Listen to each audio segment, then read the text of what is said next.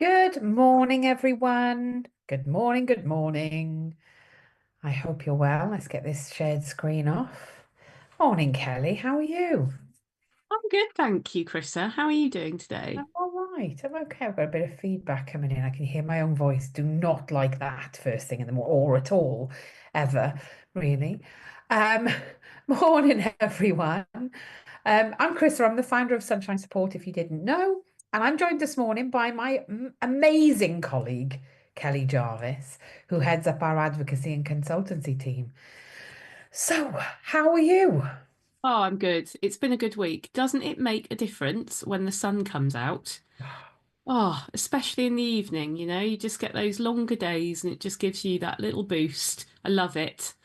The only Um, downside is, though, the kids stay up longer, don't they? They do, but I'm in the throes of sort of the early years. So I have a 4-year-old and a 2-year-old, as you know, and they have started to get up at a disgusting time in the morning, even though we've got their room blacked out, and we can't work out why. Anyway, Sunday, first day the clocks went forward. We spent the day trampsing around like a massive National Trust garden, and then spent the evening just playing around outside, far later than their normal bedtime. And the next day, Monday, they slept in until 8 and we had to wake them up. Oh, So, to be fair, at the moment, given the fact that I've had like 4 weeks of them waking up at 6:45 in the morning, I'll take a slightly later bedtime at the moment, if I'm honest. yeah. Yeah. And do you know what? I think those developments always catch you by surprise. Oh, yeah. And it continues to happen. Like with my lot now, I've said before that I do bedtime, but not sleep time. So I just send them upstairs and say, you know what you need to do to get yourself ready for sleep, because they're a bit older, obviously. But I'm noticing that they're going to sleep later and later. And last night I came upstairs and one of mine, who's 10, was still awake reading a book. I was like, yeah, yeah, it's now time to go. Yeah, if I'm going to bed, you really do need to go to bed. Ah, oh, there we go. Emma says that doesn't happen here. That's brilliant, Kelly. But you know what? They always have a lie in on a school day. Yeah, Like that's that would have been nice on always a Sunday, wouldn't it? always they always sleep on the mornings when I have to wake them up. There's like a couple of days of the week where we have to get going earlier just because of the things that we do in that week and how it falls. Those days are the days that I always have to wake them up. And I'm just, how Yeah, do you know? How do you know? that never changes. Never changes. It's just ridiculous. It's like they know. If you can see us, by the way, do say hello. We're just having a little chin wag as we get started this morning. Um, Let us know where you're watching from, as always. I can see some familiar names and faces. So do let us know if you're watching from somewhere far flung. Um, which probably means this particular live is not going to be for you because we're talking about tribunals in the UK. So if you can see us, do say hello. Mira is in Derby. Morning, Mira. I'm in Derby. Um, Let me see who else we've got. Morning, Emma. Oh, there's so many people watching. Oh, Kent. Amy's in Kent. Ah, we know Kent quite well, don't we, Kelly? Yeah, I do. Funny enough, the words Kent and Tribunal go sort of hand in hand in my mind. Yeah, yeah. I was once in an event where a solicitor, I won't name them, um, for parents, surprisingly enough, called Kent something else. Oh gosh. Quite funny for the parents in the room. Hi, Belinda from Cheltenham. Hi, Cheryl from Newcastle. Oh, we've got a nice little mix going on up and down the country. Um, oh, who else have we got? Cheryl in Newcastle. So do say hello if you're watching us. So I thought we'd start by just introducing ourselves so that you understand who you're listening to, because we're going to be talking about tribunals today. So that's primarily send and ALN tribunals, just so that you understand the system a little bit better. Because I think as parents, we really worry about these things naturally. And in fact, I think most people involved in a tribunal worry about them. So, as I've mentioned, I'm Chrissa, by the way. I'm the founder of Sunshine Support, and I founded the organization in 2017 after my own SEND journey, which included three SEND tribunals. and a High Court case as well. We've got Bev from Warwickshire watching us on YouTube. I just want to give a shout out to Bev and the YouTube posse. Um, so yeah, my particular case had three tribunals and a High Court case. Um, whilst it wasn't necessarily high profile in terms of media, it certainly was high profile in terms of the people involved. Mm. And how far it went, as you know, Kelly, because my daughter went from sort of really significant school attendance difficulties, in fact, zero school attendance, um, to attending a very, very specialist flagship residential school. But it was 4 hours from us. Now, we're in a hot spot of neurodivergence where I live, and there are no schools to be able to provide her with what she needed. She's absolutely so intelligent, so switched on to the point where it was quite dangerous because I couldn't keep up and I couldn't stay ahead and I couldn't keep her safe and I couldn't keep others safe. And she would be hugely emotionally dysregulated. Um, and there were huge safeguarding issues as well. So this amazing flagship school was 4 hours from home.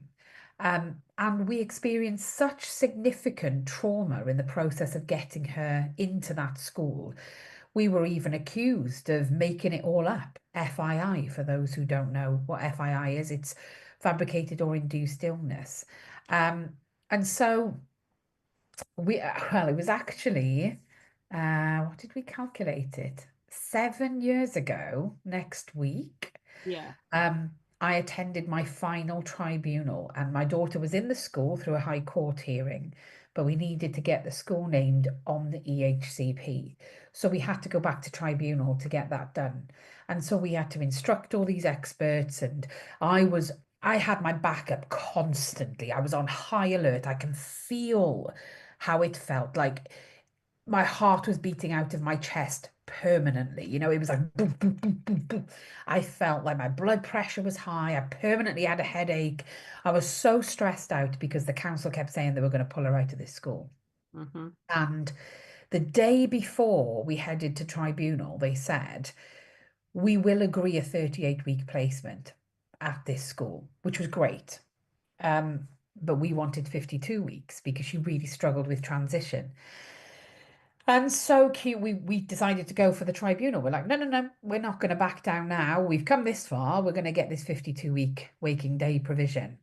Mm. And I rock up to the court, and it's so scary, and which we'll go on about in a second. And of course, these days it's not, they don't tend to be in person. But back then, pre-COVID, this was in person.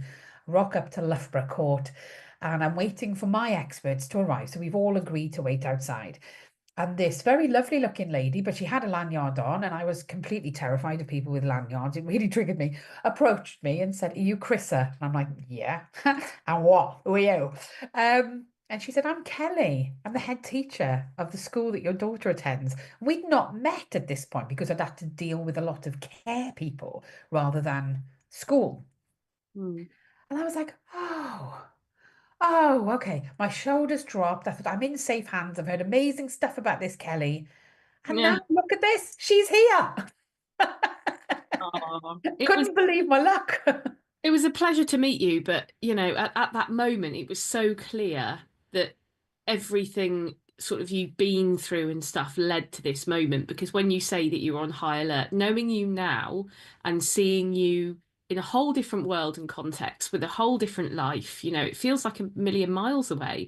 Looking back on Chrissa then, you you were just so traumatized by it all. We are all big fans of, Brene Brown and trauma, the body keeps the score and all of that Yeah. type of thing.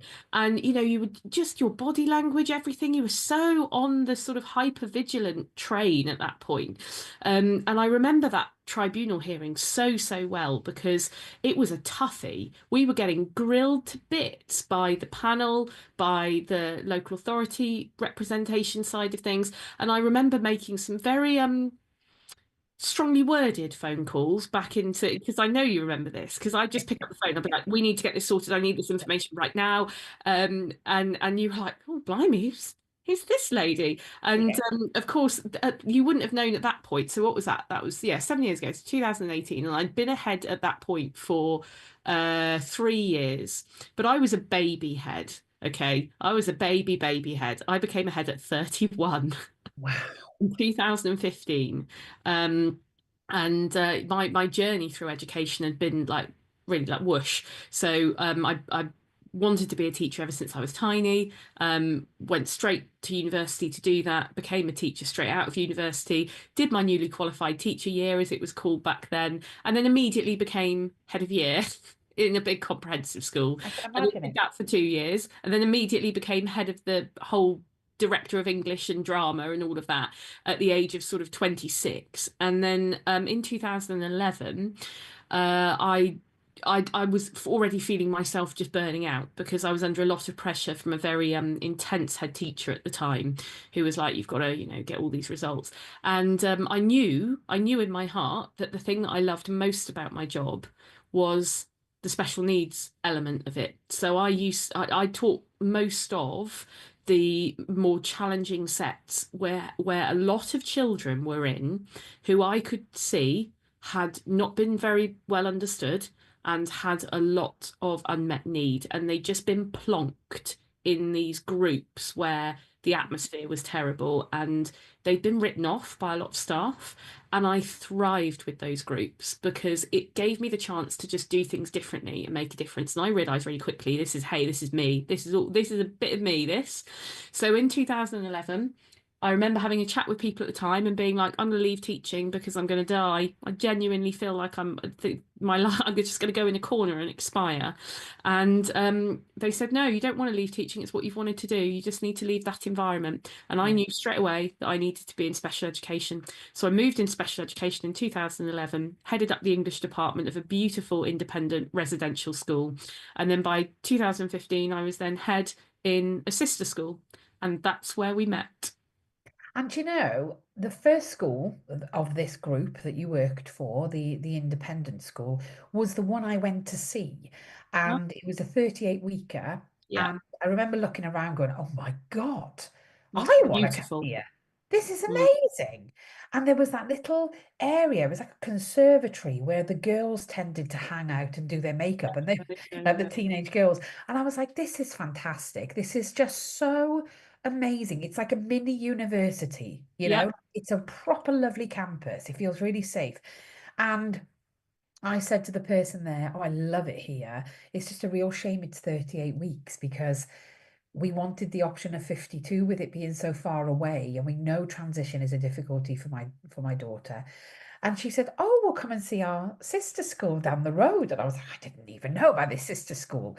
And one of the reasons, we're talking flagship, and I wanted to talk about this, not just to big you up, Kelly, but also because I firmly believed, and it's stuff I now say to friends and anybody who asks me, really, which is a lot of people at the moment. But I always think if you're going to fight and you're going to invest all this time, money, your health, the trauma, your mental health, everything, you're investing so much in this process, then you may as well aim for the top because then you've got wiggle room to negotiate. And not that it matters now, so I can confess I did have a second choice should I need to negotiate. But our local authority was saying to me that my daughter needed to stay in a mainstream setting where she hadn't attended for 18 months. Um, and that was being argued against this amazing provision, which was like Hogwarts. And then they try to change their mind and say, oh no, we'll put her in a unit in a mainstream. And I'm like, but the unit is full of children with significant learning difficulties. They probably shouldn't have been in there, to be honest with you. She didn't have any learning difficulties. She was exceptionally bright. And I know because once you got your hands on her and got her back into education, because you met her where she was, the education was delivered as she needed it to start with. That was at the dining table. She was table. Yeah. very comfortable with that. Um, and I remember, well, our annual reviews. I know we're here to talk about tribunals, which we will come to in a second because it all sort of is bundled in with this. But I remember, and we laugh about this now, every single time I came for an annual review at the school, you would welcome me in, and it was always lovely to see you. And you'd give me some lovely filter coffee, and then you'd slide me a box of tissues because you knew that I was just going to cry through the entire thing because I hadn't recovered. But also, it was really refreshing and relieving to see that her grades were getting better. Now, I'm not somebody who focuses on grades, but to her, they were really, really important.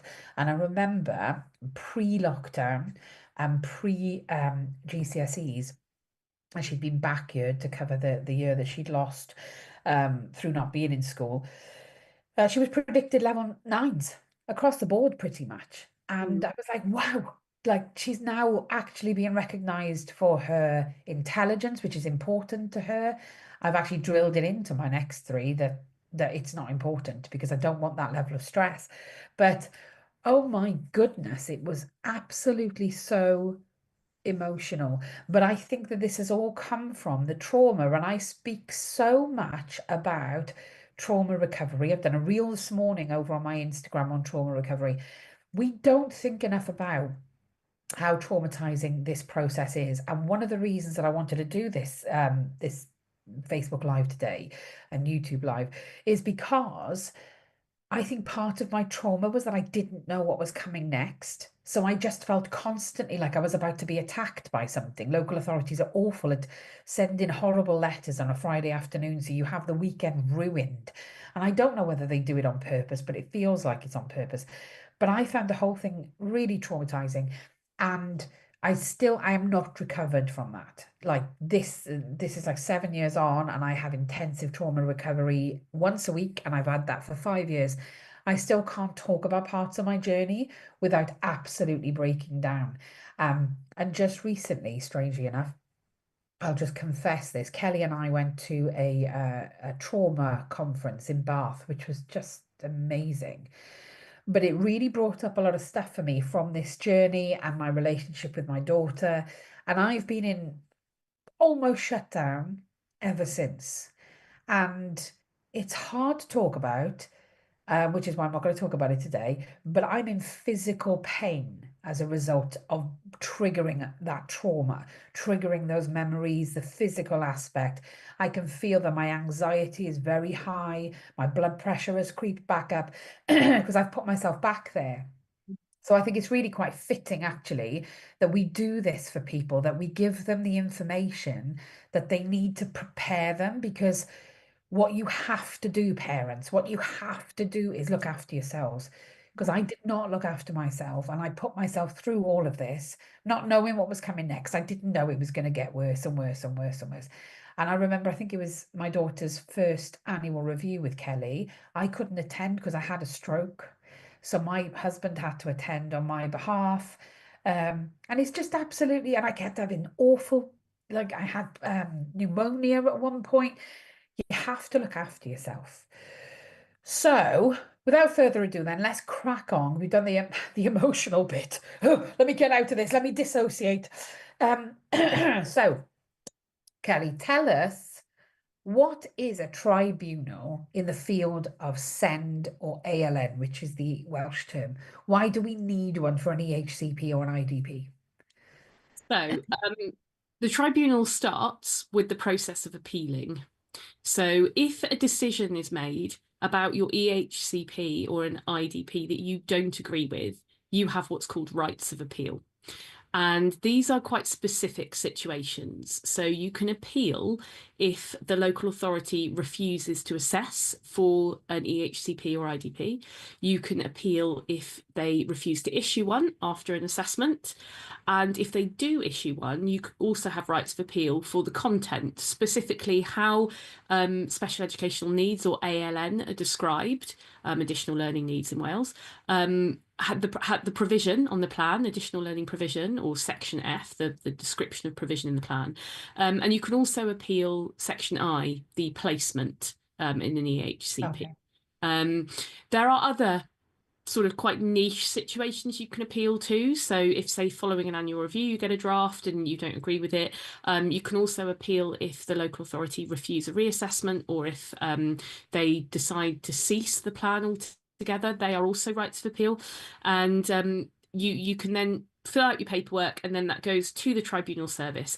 And then what the tribunal hearing is, it is a process following the appeal, which is over several months, where if you haven't been able to resolve the issues throughout the appeal, and we'll talk about that in more depth as we sort of go through this, Yeah.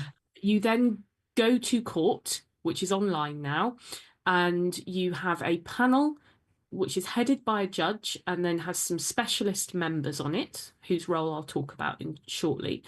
And they go through all of the issues left outstanding that the parties haven't been able to compromise on and negotiate through the process. And what they do is they talk you through everything, they hear evidence from both sides, and then they make the decisions for us. So it's an evidence-led, fully impartial process, which allows the application of the law in its purest form. Because what you will find is that in getting to the appeal, you'll have had a few speed bumps in perhaps steering the local authority to understand the application of the law. And they can take you to tribunal, as in force you into that situation by making decisions that you're like, well, hang on a second, that's not the right decision. That's not what the law says. It's a little bit of a tough luck situation because they've made that decision. So Yeah. off we go to tribunal, but then the law will be applied in its purest form by the tribunal panel.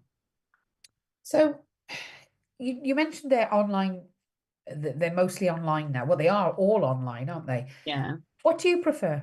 Do you prefer Oh, online or in person? gosh, that is a really good question. Um, as somebody who now represents at tribunals, so I go along and put the case together for the families. I speak for the families in the hearing, but also they speak as well, and we sort of do it as a team. As a representative, purely as a representative, I quite enjoyed the in-person experience because I feel like sometimes it it makes a difference when you are physically in a room with human beings, I find. Um, we all know the term keyboard warrior behind a screen. Be a lot difficult decisions and difficult conversations can sometimes be easier on screen. That said, I do like the online experience for parents more because sometimes some local authorities would do a tribunal in sort of a weird little side room, and it was just like being in an office or a conference. Other local authorities have full-on courtrooms, and for a parent walking into something that does look like a proper courtroom, like you'd see on the TV, Yeah. that is daunting and scary. So you'd go in and there'd be a proper like crown sort of coat of arms thing on a lectern, and then they'd be sitting far away from you and you'd be on one side, and that is quite daunting. And I also really like for parents the fact that they can take time out in the comfort of their own home. If Yeah. they need a break, they can ask for one at any time. We all leave the virtual room, so there's no sort of worry that anyone will be talking behind your back or anything like that. You can go and make a cup of tea in your own kitchen, sit on your own sofa, and that can really help with the nerves, I find. Yeah, I suppose So you've it's a got bit of a to. mixed bag as to which I prefer, but parents, it does help that it's online. I think you've got that option of having self-care, haven't you? Because I know that I had three. My first and my third are both in Loughborough. My second one was in Nottingham. Now I'm based in Derby, but we don't have the facilities to do tribunals in Derby, so they have to be Nottingham or Loughborough. And again, you only used to find out about 2 weeks before. There's no parking near either of them. They're not, I mean, the Loughborough one was a family one, so you would have, it was quite empty actually, but it was mainly family court cases and tribunals for send. Um, but the Nottingham one was the criminal court. Yeah, and it So does it feel was like a criminal scary. court. You walk in, you get the scanners, Yeah. it feels very like, gosh, this is all a bit high stakes here. And the majority of my tribunals that I did in the capacity as head, so we were really going to advocate for the families coming to our setting. The majority of the ones I did were actually in the high courts in London. And you walk into this exceptionally grand building, and actually some are still, I think, in person at the High Court now. If you go to the upper tier tribunal, if you're not happy with the first tier tribunal, you walk into this absolutely grand building that is like something out of a film. You just walk in, you think, gosh, wow, amazing. And then you go and look to find out where your tribunal is. It says, oh, this Thomas More building. And you think, okay, sounds very grand. So you walk through and you walk out and you start thinking, well, this looks a bit strange. And it's this really quite grotty looking building. And then you go into it and you go up in the lift to the rooms, and it is horrible. The rooms are tiny, little pokey Oh, rooms with a sort of just collection of tables. It's really dire. The toilets are like the worst toilets I've been in ages. And you walk through all this grandeur and stuff to get to these horrible buildings. You think, gosh, this is the upper tier tribunal, and it looks less like a sort of yeah. formal affair than anything else. But yeah, it's weird. It is, and I think it's quite scary. I think years ago, when it was statements, they used to do them in hotels, which were a little softer than a courtroom. And not a hotel room, by the way, like conference rooms. That would be weird. Jump on the Yeah. bed. So, if you were to lodge an appeal now, Mhm. how long would a family be waiting for a tribunal? Oh, good question. So this is a bit of a how long is a piece of string question. So um, you may have heard of phase transfer. So this is when a pupil is at the cusp of changing between a key stage. So ending year six and going into year seven, or ending year 11 and going into post 16. These are two of the big phase transfer areas. And there's some deadlines attached to those. So if you are in year six, the local authority has to name your secondary school by February the 15th. If you're in year 11, they have to name it by March the 31st. And what that means is there's an influx of appeals being lodged as soon as those plans go live, because so many families disagree with the school that's named. They go, I don't like this. So they lodge loads of appeals into the tribunal service. And what the tribunal does is they keep back summer hearings for phase transfer. Okay. If that applies to you and your child, I've lodged a whole bunch in the last few weeks, and we are getting summer hearing dates, which is pretty much unheard of. Because if you're not in phase transfer, or you have an appeal which doesn't concern a placement, so it's about refusal to issue or refusal to assess or something, you can be waiting much longer. So those types of appeals that haven't got that real high pressure around timelines can often take up to a year to come to a hearing. So you lodge it now, you get an April 2026 hearing. Amazing. The tribunal service has, though, in recent weeks, we've all noticed collectively as an advocacy team that they're obviously doing some sort of recruitment drive, because there's been loads of judges in hearings shadowing other judges, so Uh, to get to increase the field of possible tribunal panels available at one time. And we are finding that the dates, which were very firmly a year, are creeping back somewhat to being okay. slightly earlier. Back in the day, it used to be a 6 month thing. So it used to be very clearly you lodge your Yeah. appeal paperwork and you get a hearing 6 months later, but it's just crept further and further out, where there's just been a huge demand for the service. You know, the judges then, do they are they experienced in education law, or can they be from any field? Not always. I must admit, I do enjoy a cheeky Google of the judge that I've got in front of me, just so I know sort of their background and what I'm dealing with, and other cases and things. And they tend to be very, very experienced, highly experienced judges, but their CV isn't always purely education, and sometimes it's not education at all. And that's why we have on the panel we have the lay members, the experienced panel members, and they are people who are highly accomplished and experienced in the field of SEND. So Mhm. generally, it will be a very highly accomplished SEND head teacher. If you have extended your appeal to encompass health and social care within that appeal, because that's a separate box you have to tick on the paperwork, you will also find that there are health and social care professionals on the panel too. There's an extra person for those type of appeals. Oh, So okay. it then allows the judge to have the real handle on the law, and then the lay people, the expert people on the panel, to be able to contribute to. It's a really good makeup of the different experiences on that on the panel. Yeah, I think I remember in mine, I had a judge, and when I did a little cheeky Google, it was a conveyancing person, somebody who was experienced in property law. So I was a bit unnerved. I wish I hadn't Googled it, to be honest with you, because we had him twice. Um, and the lay people, yeah, we had two women. And I remember one of them being an ex-head teacher, and she really got it. Like she made comments throughout the actual tribunal that made it very clear. It really alleviated my worries that I wasn't being understood, actually, having her there. Yeah, exactly. That's what they're there for. That's good. They That's often ask the sort of really poignant questions. You think, yeah, that's exactly what I was going to ask the local authorities barrister. So they are pretty good. And what I find as well is that for the most part, the panel, the judge and the expert panel members, they do recognise that the process is exceptionally stressful for parents. They want to put you at ease. They spend a lot of time at the beginning of the hearing talking about, right, this is how the day's going to run. If you need breaks, this is what you do. This is what's going to happen. I mean, I can't lie, there are judges out there who are not particularly good at that and they rush through things and they're not great at sort of this is their day job, they do it every day and they're not always great at remembering that for parents this is probably the only time they're going to do this. I mean, you did it 3 times, but yeah. generally most people will only do it once maybe.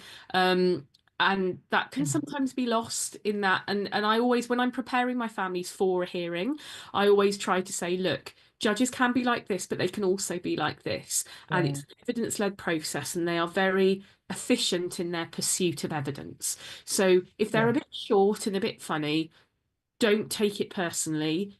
You and I can talk that through in the breaks and things, and we'll work out an approach together that fits the personality of this judge. But generally speaking, they are incredibly empathetic and they want to put you at ease and they will challenge, say, the local authorities barrister or somebody else intimidating. They will push back on that if they're finding the approach to be too aggressive because they know that that's not good for parents. yeah, that happened in mine. And do you know, on the last of my tribunals, I felt that the judge wasn't necessarily aggressive or anything, but was very, very thorough. And it made me think like, oh God, what are the outcomes going to be? Do you know, it was brilliant. It was almost like he'd made his mind up and he just wanted to make sure that everybody felt that it was fair. So he really, really grilled my panel. Mhm. And I had a specialist social worker, independent social worker on my side because we were arguing for the 52 weeks. We had an outstanding clinical psychiatrist or psychologist, I can't remember. But he really is at the forefront of the research, or was at the forefront of the research with PDA and trauma and understanding the differences there. We had you and we had the solicitor. I think that was it. And you were all, I mean, you were really put to the test there. We were in and out of that room, weren't we? Yeah. Going back and forth.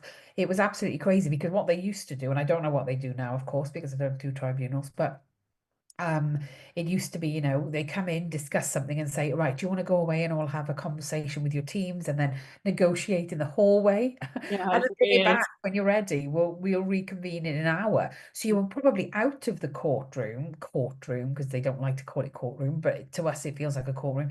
You were outside the courtroom more than you were in it. And I think whilst I hope that it's reassuring to parents that if the judge does go very, very thick, thorough and deep with everything that they're questioning, please be reassured that they're trying to get the facts so that they make a balanced decision. But also, on the flip side of that, as a neurodivergent person, my RSD was going mad. I Hmm. was thinking, oh God, they don't believe me. This is another case where they don't believe me. And the social worker that the local authority had taken was awful. We all agreed that. She was just awful, so personal. And I remember her saying early on in the tribunal, and of course we were arguing for this 52-week placement, and she decided to drag up all the FII stuff, which had been closed and we'd had an apology for. So, and she said, I must remind the courtroom, to which the judge then said, excuse me, you don't have to remind a courtroom of anything. Number one, it's not your job. Number two, it's not a courtroom. It was almost like she thought she was Ally McBeal for a moment. You, Um, you, honestly, it's a thing. Like I spend a lot of time talking to parents and say, look, what you won't find from me as your representative is things like objection or anything. yeah. The judge will have no patience for it. They will just be like, where do you think you are and who do you think you are? You will be asked and you will give an answer. I remember speaking once and he was like, oh, excuse me, because there is an etiquette. Parents, Oh, please yeah, understand there's an etiquette, isn't there? yeah. You have to be asked or prompted to speak. You It's can't not just about run your mouth. objections and interruptions at all. You don't conduct yourself like that in this type of hearing, no. I think that we should probably do a mock one. I think it would be really good for us to do a mock hearing at our hub. If you would like that, by the way, and you're watching, Yeah. please do comment because we can do a full day mock tribunal and give you lots of advice. That would be a really good workshop, actually. Give you lots of advice throughout the day. And the hub is based in Derby, by the way, and we've got lots of fantastic budget hotels around us. So if that's something that you would like to come to, please do comment so that we can gauge an interest. Mags, you But being the judge. there Get we go. You're going to be the judge, is that what you said? the You'll be a lovely judge. Oh, I don't know. I might have different judge personalities, that would be quite an exciting event. Just do that role play. But yeah, Um, your social worker was a nightmare. oh, she was, and she said she opened it up with, can I please remind the courtroom that if we had a competent set of parents, we would not be arguing for this. And the judge promptly reminded her that any family sort of or social care business, like care proceedings, were not to be discussed within this tribunal because it's simply not relevant. Unless it's in the bundle, which it wasn't, it's simply not relevant. And like I say, we had been accused of FII. We had gone down the child protection route, and it was absolutely horrendous, which it will save for another day. But that had all been closed. We'd received an apology because they got it wrong. We'd actually received we were in the process of doing an ombudsman complaint and a parliamentary ombudsman complaint. So it was the LGO and the parliamentary ombudsman. We had a joint working team working on that. We had HCPC looking at it. We had Social Work England looking at it. You name it, there was a lot of controversy around the wrongdoings. And this social worker wasn't a party to those proceedings. This was a brand new social worker brought on just for this particular case, this hearing. Um, and she was horrendous. I remember, and I'm going off tangent a little bit, but I just want to highlight how awful sometimes these people can be. And I'm not going for a particular profession. I'm going for a person. I'm not going to name her, obviously. But I remember about a year after we won that tribunal, and we'd obviously had her removed from the case because she was horrendous. She was so awful. And I was walking through our city centre here in Derby. I was in our big shopping centre. I can never remember the name of it, into Westfield, Derby on, whatever it's called. This big shopping centre. And me and my family, five of us, were going down an escalator, and she was coming up an escalator next to us with her friend. And Oh, she turned to her friend really loudly and said, "That's the family I told you about." how It absolutely really, disgusting. it shook me to my core. Tom heard it, it's my husband. I heard it. And we thought, who are we going to complain to? Who is going to believe that in a million Mm, years? They just won't. So you've just got to move on and you've got to, and that's really hard. And I think that's part of the tribunal process is understanding what you're fighting for and is it worth it? yep. Because I think sometimes parents come to us and they don't understand the process and they'll say in section A, it says that he loves cricket. Well, he hasn't loved cricket for 5 years, so I want it removed. And if they don't remove it, I'm going to tribunal. You can't go to tribunal for that, can you? No, you can't go to tribunal for Section A at all, which is the parental and pupil views section. The only appealable parts of an EHC plan is Section B needs, Section F provision, and Section I placement. And it doesn't make any sense because there are two particular sections which I really wish you could appeal. One of them is Section E outcomes because they are intrinsically linked to provision. Because, if you want a child to achieve a certain thing, then they need a provision, and sometimes outcomes on plans are absolutely diabolically awful. They can Yeah, be ableist, they can be incredibly wishy-washy, and they're not appealable. So yeah, you have to rely on the local authority's good nature to sort of through the appeal process when you're negotiating sections B and F, that they will at least have good sense and collaboratively work with you to amend the outcomes. Some of them just point blank refuse. It's an absolute pain in the neck. The other bit you can't appeal is personal budget, section J. So if, for example, you are going for education otherwise than in school, EOTIS, as your section I. So I'm saying I don't want a placement, I want a blank section I because I want my child to be educated outside of school and I want their EOTIS package to be specified in section F provision. All of that's very straightforward. It goes very murky then when personal budget, section J, is put in the mix because Yeah, you've got that provision in section F specified, the local authority then have to decide how it's delivered. So you can't go to the appeal and say, right, I would like my 12 hours of tuition specified in section F, that's fine, delivered by Fantastic Tutors R Us. yeah, Nope. You can't specify Fantastic Tutors R Us in section F. The tribunal cannot decide it will be Fantastic Tutors R Us. You only get the hours, which then means the local authority, when they implement the plan, go, sorry, you can't have Fantastic Tutors for us. You're going to have St Trinian's tutors from down the road because they're much, much cheaper. You're going to have to deal with it, and there's nothing you can do about it. Similarly, no, you can't have a personal budget for that. We're going to commission it directly. You can't commission your own people because we've decided no. You hope that the local authority will work with you. You know, for example, if you've had a tutor that's been delivering stuff to your child, and you go, right, okay, how about you just give me the personal budget? I'll continue to pay the tutor, yeah, least impact on the young person possible. Some local authorities are like, hey, yeah, child at the centre of it. Yeah, we'll do that. Others are just like, no, because you want £50 an hour and we've got St Trinian's tutors, he's going to be £30 an hour. So we're going yeah, to commission him directly. And, you know, things like resources.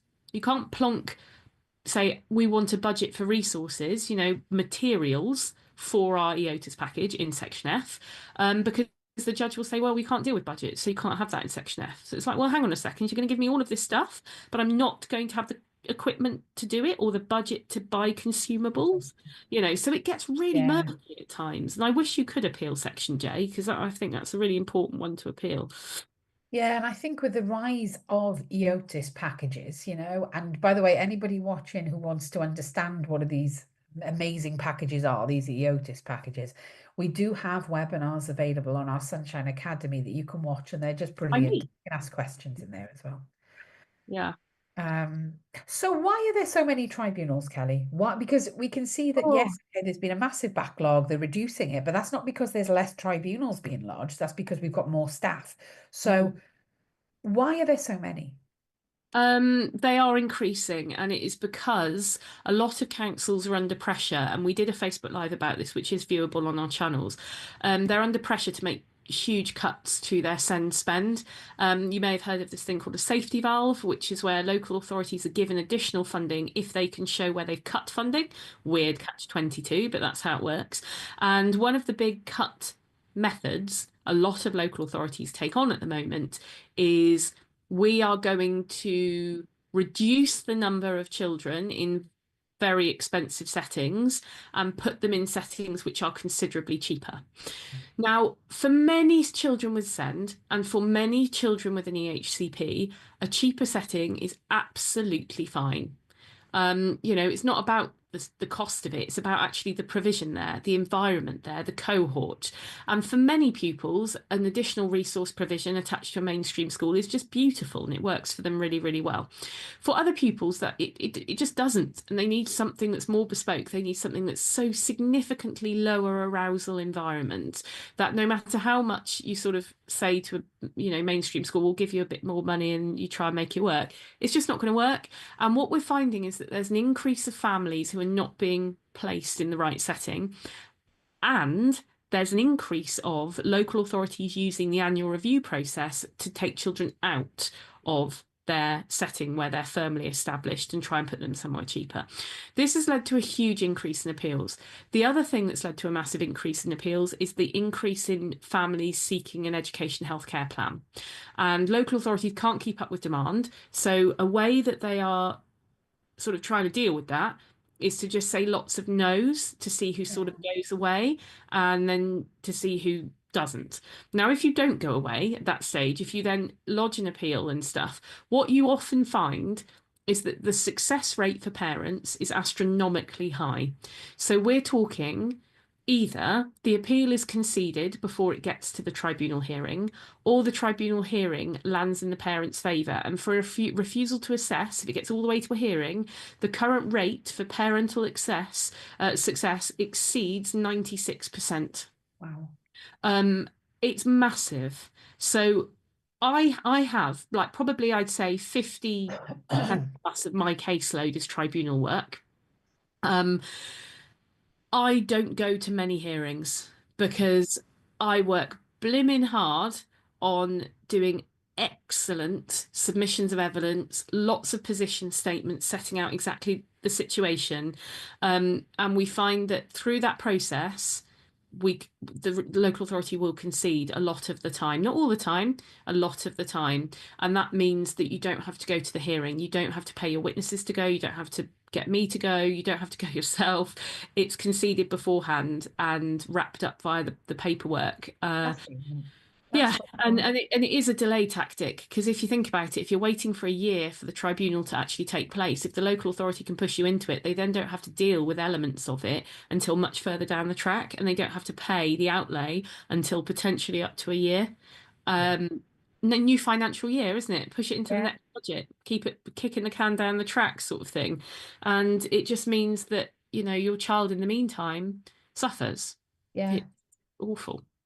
It is awful, and I think that there are a lot of tactics, and I appreciate that there isn't enough money to go around. This is very much the government need to be funding it, Yeah. and this new sort of announcement that they've made just recently about an enormous amount of money that looks enormous, but when you spread it out across the country, is next to nothing. Yeah. Um, and it's just a constant sort of way, I guess, the way that things are fed out through the media is constantly trying to fracture our relationships on the ground. Yeah. So school have got fractured relationships with home, home have got fractured relationships with local authorities. Nobody's working together. I mean, they should be working together. That's the whole point of the Send reform when, what was it, 2014?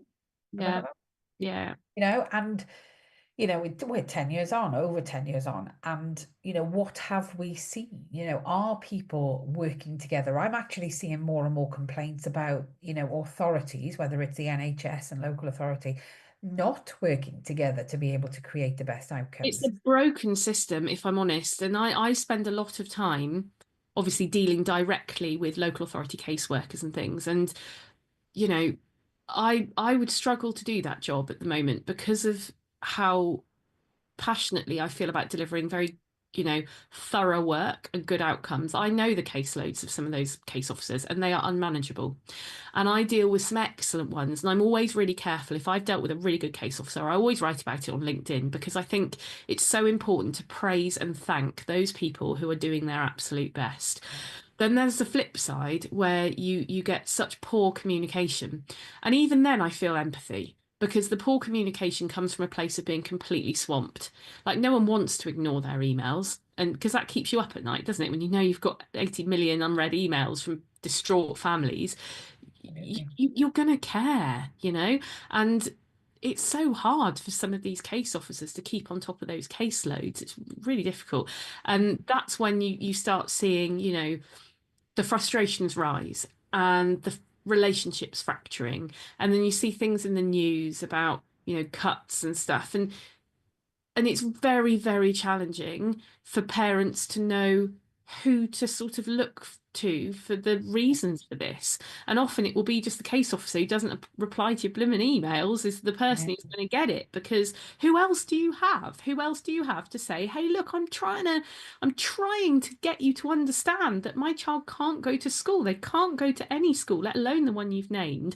Please just reply to my email and tell Yeah. me like what happens next and you Yeah. just feel like you're just going round and round in circles. So it is incredibly hard. It's hard for everybody. We're never going to change this or fix Yeah. this until something fundamental changes about the system. And I do have my opinions about that, which I'm not going to share because they're a little bit political, and we always try and stay away from that. But I know there was significant hope with the new government, and that hope is just dribbling down the toilet at the moment. But don't get me started on that. Let's go back to Yeah, tribunals. go back to tribunals. I know And we'll have questions. one of the things though that I wanted to say was I appreciate all the pressures and everything. Going sort of with my very pro parent, and I do have a very pro parent approach, As you should. as I should. Mm, Um, I do feel like it all leads to this feeling of being gaslit mhm, and this sort of element of blame, like, oh God, they're asking for more. Like these send kids are going to be the death of us. These send kids, they're going to be, these women, these mums, because it's usually mums, sorry, dads, but it is primarily mums with their sharp elbows.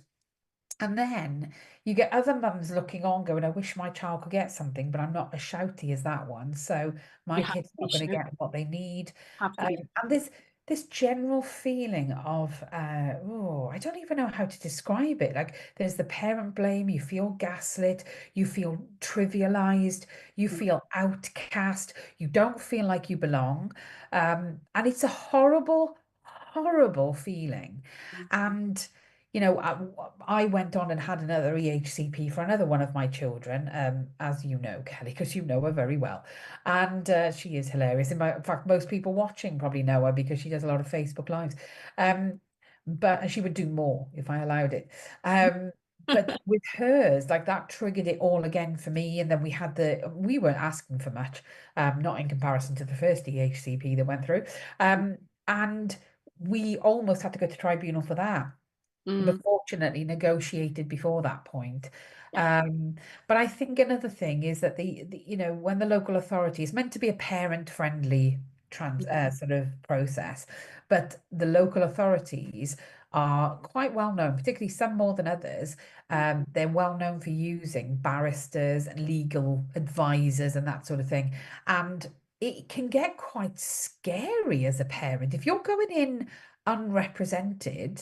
Mm, That can be quite terrifying because some of them can be like aggressive. Some are brilliant, by the way, and they yeah. fully appreciate that the parent is not being represented. And it doesn't look particularly good on the local authority to the judge if they've got this very aggressive team of lions of legal people Yeah. than a parent on their own. So the local authority the judge will sort of not look favorably upon the local authority in those situations, but that can be quite scary.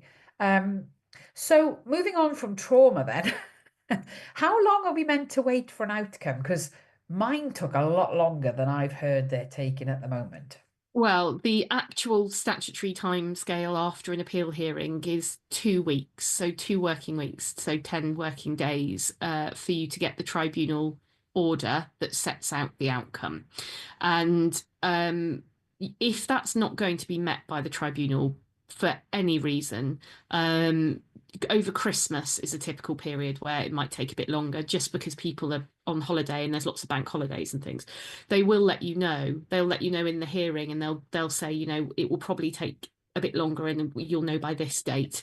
And if there's been any unexpected circumstances as well, the tribunal service will write to you. And as soon as it has been those 10 days, if you haven't heard, always call up. Yeah. What you will get is a little bundle of documents after your appeal hearing. And the main one is the appeal order that sets out the tribunal's decision. And that will be quite a lengthy document, and they will go through every single thing that was discussed in the hearing. So it will take from right at the beginning, it will even detail things like we talked at the beginning about whether we need breaks and things. It will go into that much detail. So then it will go through the issues, and then it will talk about the evidence that was heard from both sides. It will say, the parent's witness said this, the local authority's witness said this, and then it will talk you through the tribunal's actual decision. So it will say Okay. things like the tribunal preferred the evidence of this particular professional for these reasons. Therefore, the ruling on this particular point is this. And you'll get these bullet point sort of approaches. It's very hard sometimes for parents to get their head around the fact that the representative, so me or the local authority's barrister, for example, can't give evidence.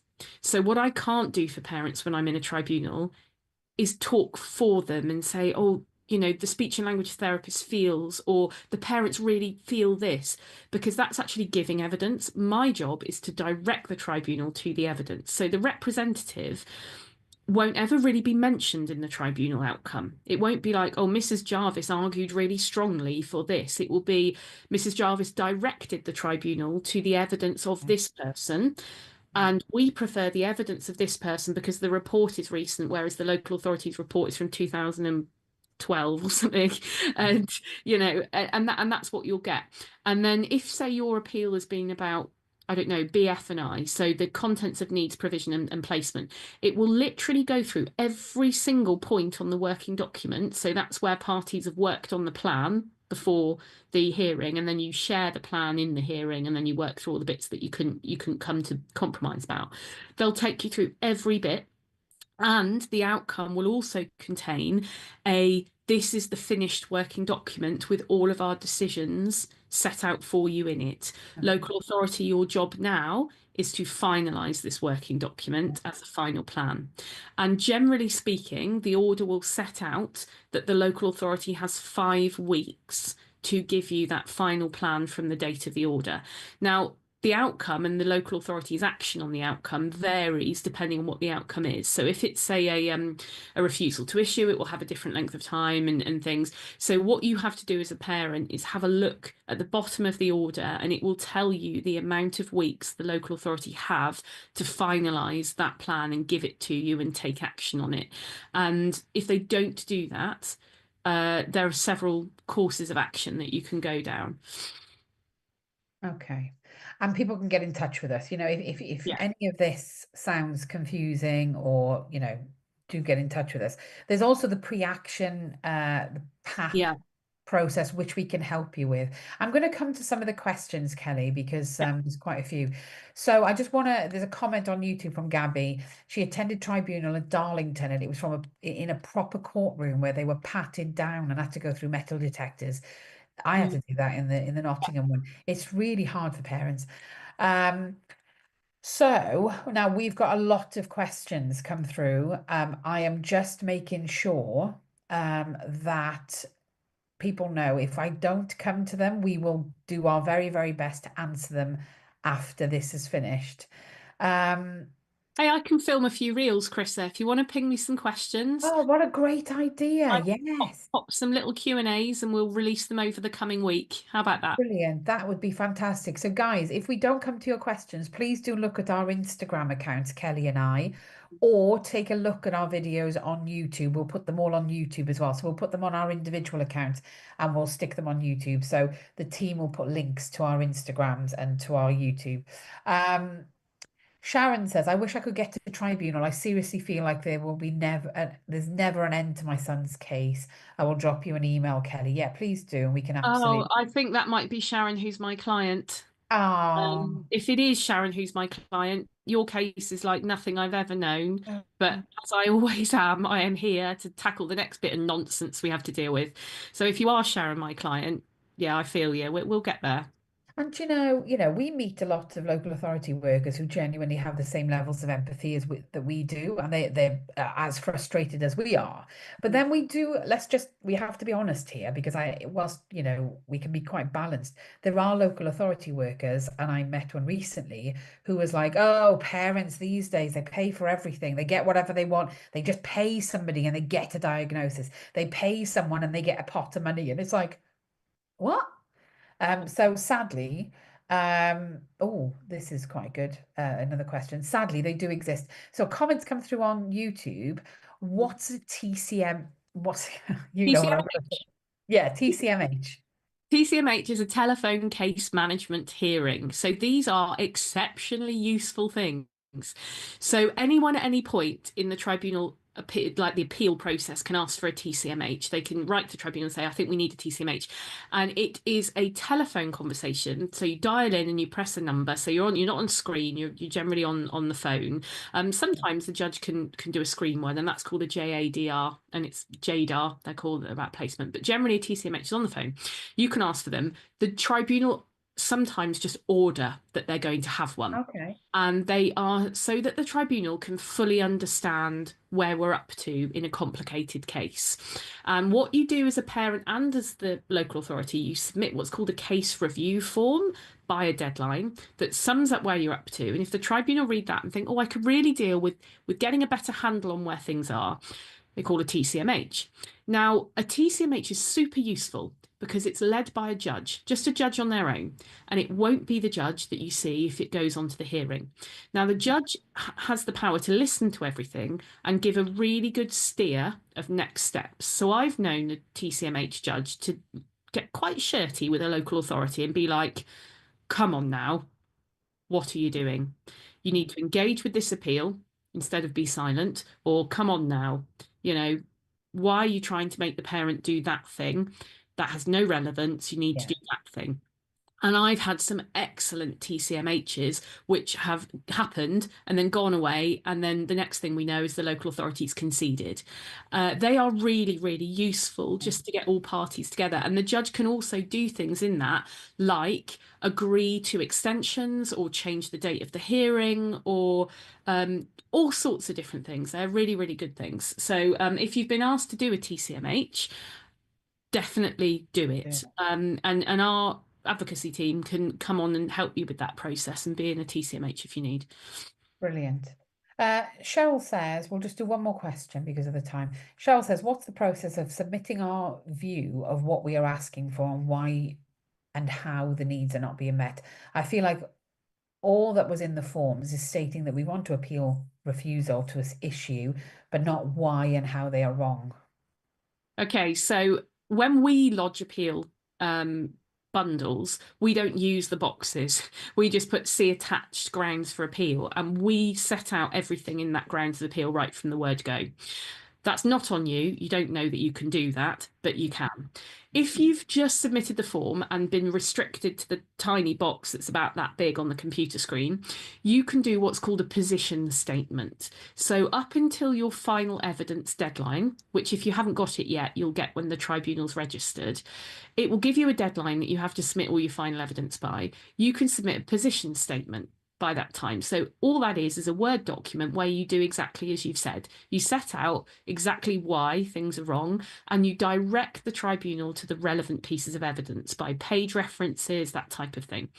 Um, if you're submitting any further evidence that's new compared with what you did before, pop in the position statement a little contents table of what you're submitting in addition, and then make sure that through your position statement, every argument you're making references your bit of evidence. So it really takes the tribunal on a little journey through why the decision isn't the right one and what evidence you have to support your position. That's why it's called a position statement. Get that in by the deadline, and then hopefully it can make real impact on your case. I've again known cases to concede after position statements have gone in because you just think, why are we even having the conversation? Because Yeah. it's quite obvious that the law is on our side and so is the evidence. I find this stuff really overwhelming. That's why you do all of mine.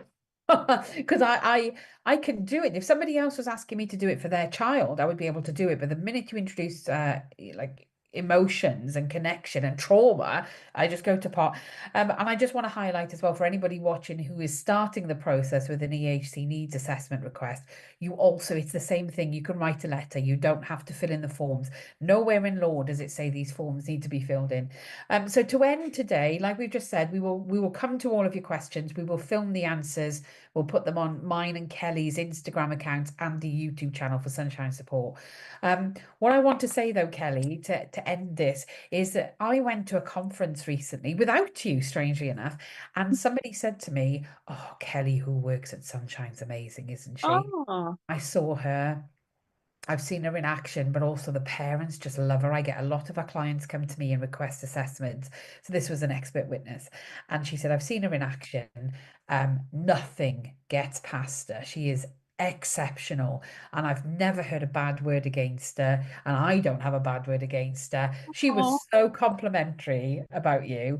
And I think it just shows that vibe that you gave me when we met in tribunal, how tenacious you are. And by the way, nobody knows what tenacious means really until you've seen Kelly in action because you are so incredibly tenacious, so incredibly resilient in that way you need to be, and it's just beautiful. And it just goes to show that what I saw back then is, well, actually, probably 100 times better now because you're more experienced in this field as well.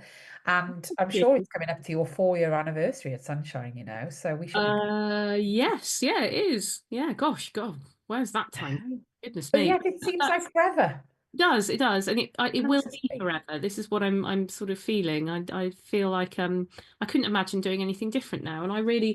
love direct work with young people. You know, that's the one thing I do miss is just talking to young people and their interesting minds, because I don't Well, get to do enough of that these days. But the impact maybe, of doing, maybe, AP.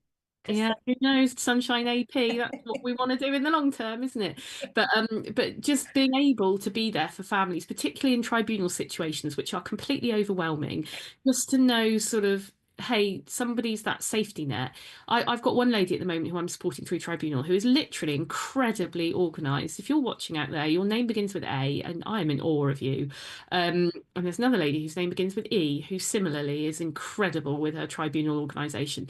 I'm there as a safety net. I'm there to go sort of like, hey, look, you have got it. You've Yeah. spotted that thing that I spotted. You know. And it's only through all of the years of gaslighting that they've come to the point where they're like, I doubt myself. It's like, you don't need to. I've got you. I'm here underneath you. But gosh, you're doing a great job. And sometimes that's all that parents need, Absolutely. And just then hear. there's some parents who begin with C who are really bad at all the organization and goes, Kelly, can you sort this for That's me? And that's fine. That's okay as what I'm well. here for. That's all good. It's all good. I Well, love doing it. it's been so informative this morning. Thank you so much for joining me. I'm sure everybody agrees, and there's been loads of people watching. And so keep your questions coming in. We will come to them, or we'll answer them over on Instagram, on Kelly's Instagram, on my Instagram, and both of them will then go on to the Sunshine YouTube channel. It's all very technical, isn't it? But it's because Facebook is scrapping the video element of storing it, so we have to move on to other platforms. So do give us a follow over there. We'll put the links in the comments. But Kelly, have a wonderful day. I will catch up with you, I know, very shortly anyway. But have a wonderful day and thank you so much for this morning. It's been Oh, brilliant. I'm just pleasure. off to nurse my trauma now. Do that. Go have a nice cup of that nice fruit tea you like. I will, my pink tea. See See you later. you later. Bye. Bye. Bye.